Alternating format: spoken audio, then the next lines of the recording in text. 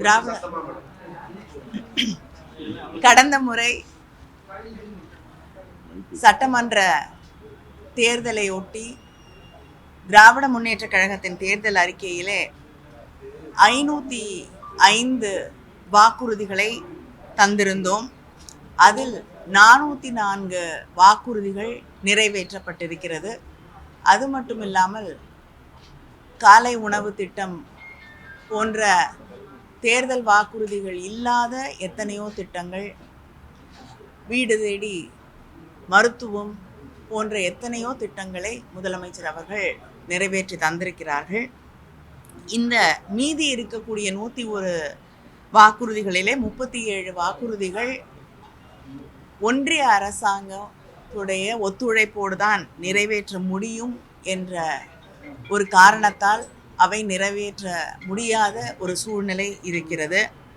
மீதி 64 திட்டங்கள் அந்த பகுதியில் இருக்கக்கூடிய மக்களுடைய எதிர்ப்பு, அதை நிறைவேற்ற முடியாத ஒரு சூழல் என்ற காரணங்களுக்காக அவை நிறைவேற்றப்படவில்லை. ஆனால் மீதி இருக்கக்கூடிய அத்தனை வாக்குறுதிகளையும் திராவிட முன்னேற்ற கழகம், நம்முடைய முதலமைச்சர் அவர்கள் நிறைவேற்றி தந்திருக்கிறார்கள். அது மட்டும் இல்லாமல் நான் குறிப்பிட்டு சொன்ன அந்த காலை உணவு திட்டமாக இருக்கட்டும், தமிழ் புதல்வன், புதுமை பெண், நான் முதல்வன் என்று எத்தனையோ திட்டங்களை, பசுமை தமிழ்நாடு இயக்கம், தாயுமானவர் திட்டம், அன்பு கரங்கள், மாற்றுத்திறனாளிகளுக்கு உள்ளாட்சி அமைப்புகளில் பிரதிநிதித்துவம், மகளிர் பெயரில் சொத்து பதிவு செய்யப்பட்டால் அந்த முத்திரை தாளிலிருந்து 1% அது அந்த பதிவு குறைக்கப்படுகிறது, அந்த பர்சன்டேஜ் குறைக்கப்படுகிறது என்று எத்தனையோ தேர்தல் வாக்குறுதிகளிலே தராத எத்தனையோ திட்டங்களை நாங்கள் செயல்படுத்தி தந்திருக்கிறோம். இந்த ஆண்டு வரக்கூடிய சட்டமன்ற தேர்தலுக்கான திராவிட முன்னேற்ற கழகத்தின் தேர்தல் அறிக்கை ஆவலோடு மக்களால் எதிர்பார்க்கப்பட்டது. நேற்று முதலமைச்சர் அவர்கள் அந்த தேர்தல் அறிக்கையை வெளியிட்டிருக்கிறார்கள். பல்வேறு தரப்புகளிலிருந்து பாராட்டக்கூடிய அளவிற்கான ஒரு தேர்தல் அறிக்கையாக அந்த தேர்தல் அறிக்கை அமைந்திருக்கிறது.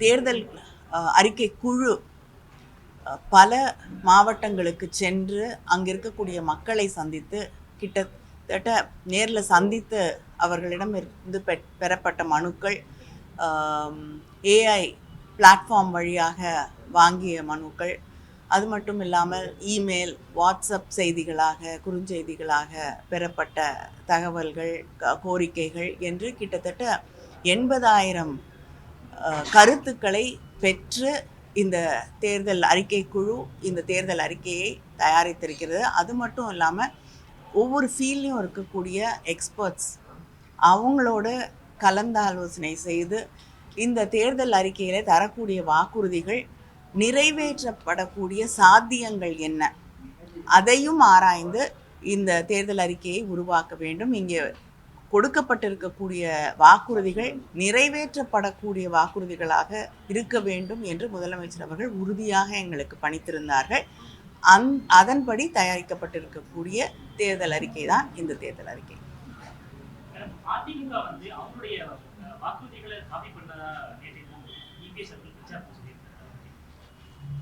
உண்மையை சொல்லணும்னா அவங்களோட தேர்தல் அறிக்கையை படிக்கக்கூடிய நேரமோ வாய்ப்போ எங்களுக்கு கிடைக்கல.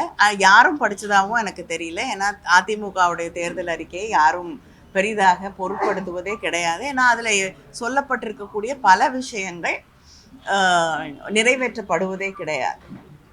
அது மட்டும் இல்லாமல் அவர்களுடைய தேர்தல் அறிக்கையில் இன்று நடைமுறையில் இருக்கக்கூடிய பல திட்டங்களை அவர்கள் தேர்தல் அறிக்கையிலே தந்திருக்கிறார்கள். என்னென்ன திட்டங்கள் தமிழ்நாட்டில் நடைமுறையில் இருக்குது, இந்த திராவிட மாடல் அரசு என்ன திட்டங்களை செயல்படுத்தி கொண்டிருக்கிறது அப்படிங்கிறத கூட தெரிஞ்சுக்காம ஒரு தேர்தல் அறிக்கை எழுதப்பட்டிருக்கிறது என்றால் அந்த தேர்தல் அறிக்கையை காப்பி பண்ண வேண்டிய அவசியம் எங்களுக்கு நிச்சயமாக கிடையாது.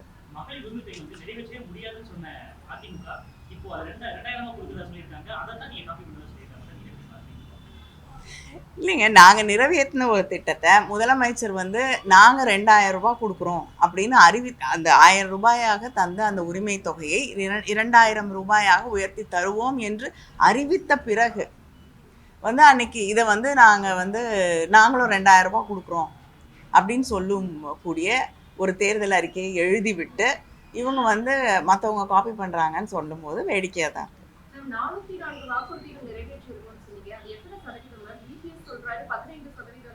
இல்லை அவருக்கு இல்லை இல்லை அவங்க எல்லாருக்கும் யாராவது நல்ல கணக்கு தெரிஞ்சவங்க வந்து அந்த பெர்சன்டேஜ் இல்லை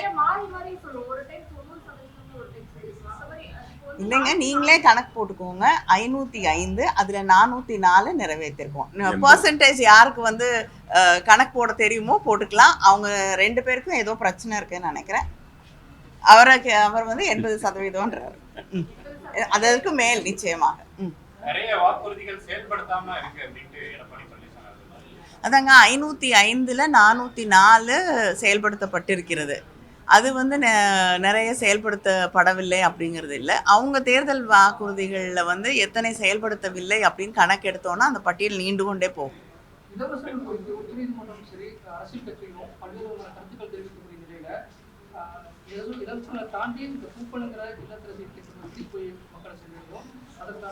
இல்லைங்க,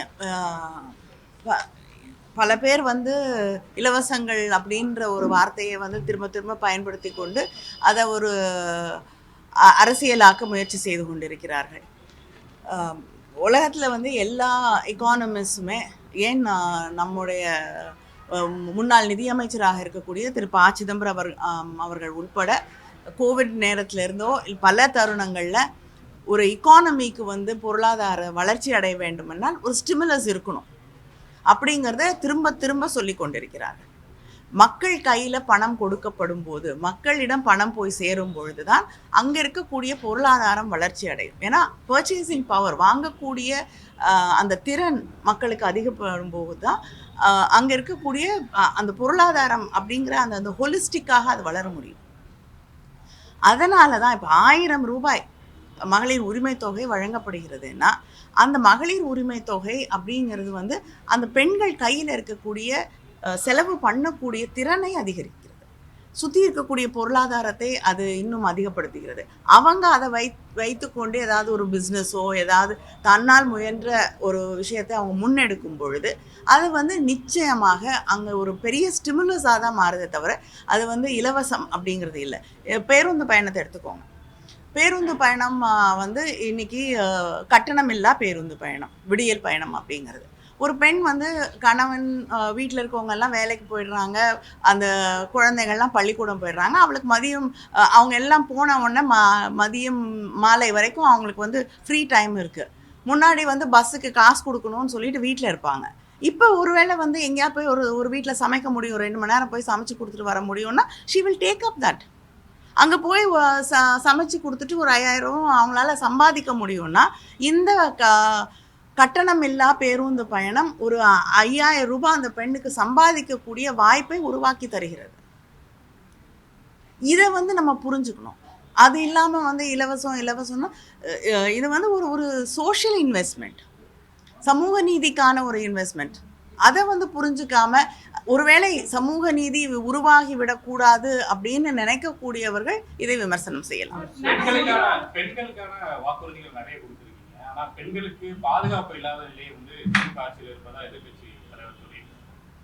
இல்லைங்க, பெண்களுக்கு பாதுகாப்பு இல்லாத ஆட்சியே ஒரு பொள்ளாச்சியில் நடந்த ஒரு பாலியல் குற்றத்தை எஃப்ஐஆர் கூட போடுறதுக்கு முன்வராத ஆட்சி யாருடைய ஆட்சி? அந்த குற்றவாளிகளை காப்பாற்றுறதுக்கு அத்தனை முயற்சிகளை செய்த ஆட்சி யாருடைய ஆட்சி அப்படின்னு தெளிவாக தெரியும். திராவிட முன்னேற்ற கழக ஆட்சியில் ஒரு குற்றம் நடந்து விட்டால் முதலமைச்சர் அந்த இடத்துல வந்து அந்த பாதிக்கப்பட்டவர்களுக்கு நீதி கிடைக்க வேண்டும், நியாயம் கிடைக்க வேண்டும் அப்படிங்கிறத ஒவ்வொரு முறையும் உறுதி செய்திருக்கிறார். அதனால் அவங்களுக்கு வந்து திராவிட முன்னேற்ற கழகத்தின் மீது விமர்சனம் வைக்கக்கூடிய அருகதை தகுதி கிடையாது. ஆனால் பெண்களுடைய பாதுகாப்பையும் உறுதி செய்வதற்கு இந்த தேர்தல் அறிக்கையிலே இன்னும் அதிகமான வாக்குறுதிகளை தந்திருக்கிறோம்.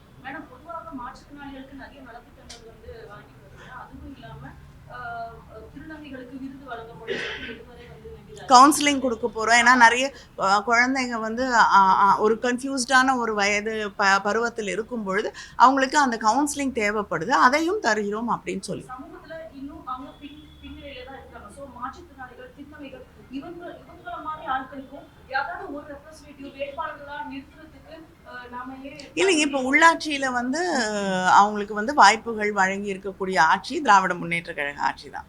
அதனால் நிச்சயமாக அவங்களுக்கு ஒரு அரசியல் வாய்ப்புகள் உருவாக வேண்டும் என்பதற்காகத்தான் முயற்சிகளை எடுத்துக்கொண்டிருக்கோம்.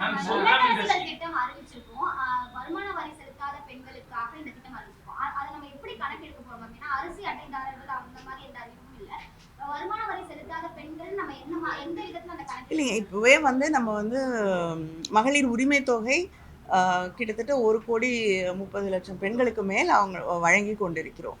அதன் அடிப்படையிலும் இன்னும் நிச்சயமாக வந்து அதை வந்து அரசு மறுபடியும் திராவிட முன்னேற்ற கழக அரசு, திராவிட மாடல் அரசு ஆட்சி பொறுப்பிற்கு வந்த பிறகு யார் யார் டிசர்விங், யார் யாருக்கு வந்து அவங்களுக்கு வந்து இன்கம் டேக்ஸ் பே பண்ணுற அளவுக்கு வாய்ப்புகள் வசதிகள் இல்லையோ அவங்களுக்கு நிச்சயமாக இந்த வவுச்சர் வழங்கப்படும்.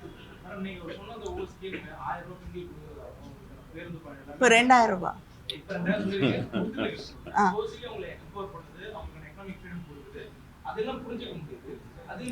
இல்லைங்க, அது மட்டும் இல்லாமல் ஒரே செகண்ட், இப்போ சுய உதவி குழுக்களில் இருக்கக்கூடிய பெண்கள் வந்து தான் சுயமாக தொழில் தொடங்க வேண்டும் அப்படின்னா அவங்களுக்கு மானியத்தோடு கடன் வழங்கப்படும் அப்படிங்கிறதையும் அறிவிச்சிருக்கோம்.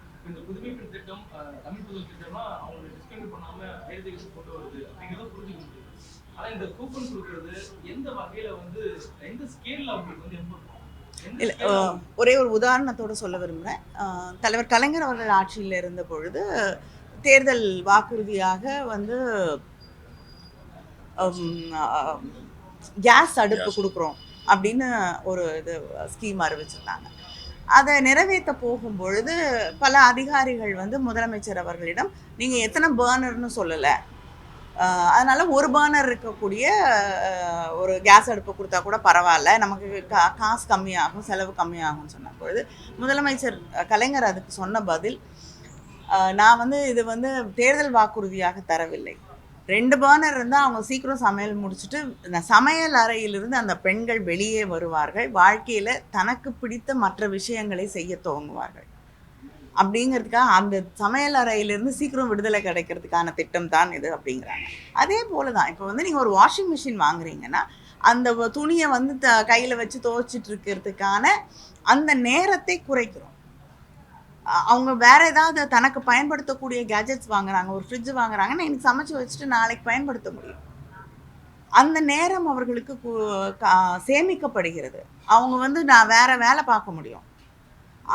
இது இன்னொரு முதலீடு என்பதை நாம் புரிந்து கொள்ள முடியும். அந்த வவுச்சருங்கிறது இப்போ வந்து நான் இதுதான் நீங்கள் வாங்கணும், எங்கள் வீட்டில் ஃப்ரிட்ஜ் இருக்கலாம், அதனால் நான் வந்து எனக்கு ஃப்ரிட்ஜு கொடுக்கும்போது அது பயனற்ற இன்னொன்று ஒரு அடிஷ்னலான ஒரு விஷயமாக தான் மாறுதே தவிர, இந்த வவுச்சர் கொடுக்கும்போது எனக்கு என்ன தேவையோ என்னுடைய வேலை சுமையை குறைப்பதற்கு, எனக்கு வேற ஒரு என்னுடைய டைமை பெட்டராக இன்வெஸ்ட் பண்ணுறதுக்கு எனக்கு ஒரு வாய்ப்பை அது உருவாக்குகிறது.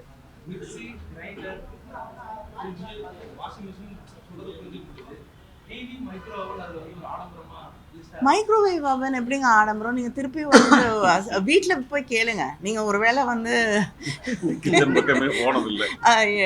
எந்த அளவுக்கு பயன்படுத்திருக்கீங்கன்னு தெரியல. நீங்கள் சாதாரணமாக ரொம்ப சிம்பிள் டேர்ம்ஸ் சொல்லணும்னா ஒரு பாத்திரத்தை ஃப்ரிட்ஜிலேருந்து நீங்கள் நேராக மைக்ரோவேவில் வச்சிங்கன்னா சூடாயிரும். இல்லைன்னா நீங்கள் அடுப்புலேருந்து அதை எடுத்து இன்னொரு பாத்திரத்தில் போட்டு அப்புறம் அந்த பாத்திரத்தை கழுவணும். அந்த பெண்களுக்கு தான் தெரியும் அந்த வலி.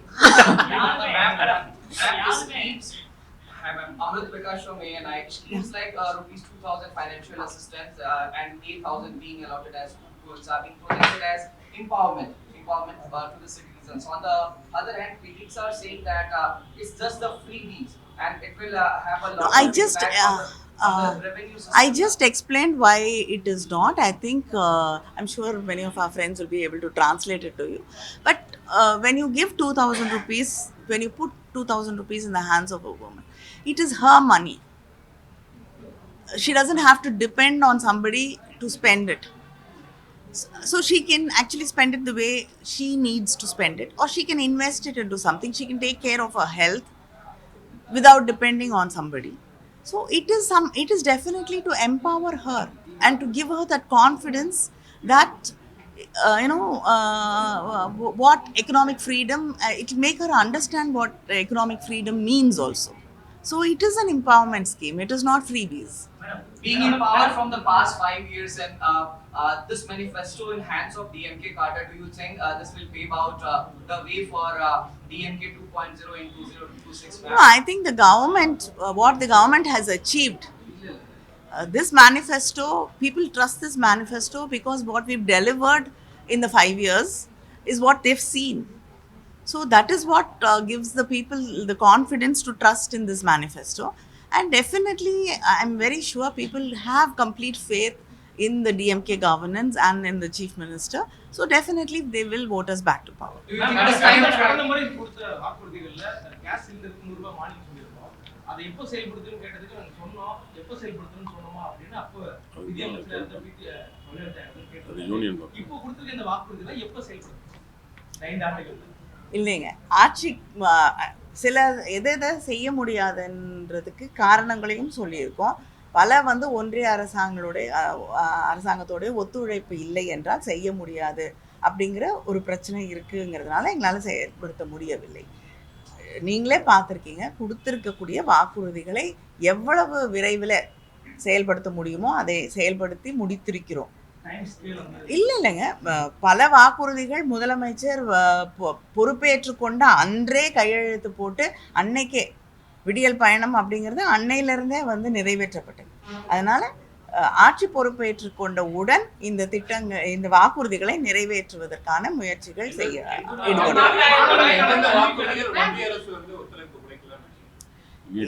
இந்த தடவை முடிந்த வரைக்கும் மத்திய அரசாங்கத்தின் ஒத்துழைப்பு தேவைப்படாத வாக்குறுதிகளாகத்தான் தந்திருக்கிறோம்.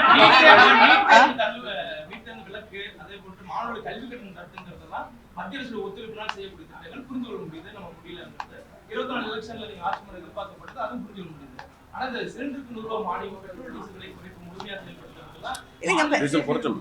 டீசலுக்கு விலை குறைச்சவங்க, ஆனா அதுக்குமே இல்லைங்க, முழுமையாக குறைக்கிறது நிச்சயமாக இல்லைங்க. அவங்களுக்கு அவங்களும் குறைக்கணும் இல்லையா? அவங்க அவங்க ஏத்திட்டே போகும்பொழுது அதோட இல்லாம தமக்கு தர வேண்டிய நிதி பங்களிப்பை தராத நேரத்துல ஒரு மிகப்பெரிய நிதி சுமையை அவங்க எல்லா டாக்ஸஸையும் எடுத்துக்கிட்டு நமக்கு தர வேண்டிய நிதி பங்களிப்பை தராத ஒரு சூழ்நிலையில இந்த அளவுக்கு ஒரு ஜிடிபி growth அப்படிங்கிறது மிகப்பெரிய ஒரு வளர்ச்சியை அடைந்திருக்கக்கூடிய மாநிலமாக தமிழ்நாட்டை நம்முடைய அரசு உயர்த்தி இருக்கிறது அப்படிங்கிறதே ஒரு பெரிய சாதனை.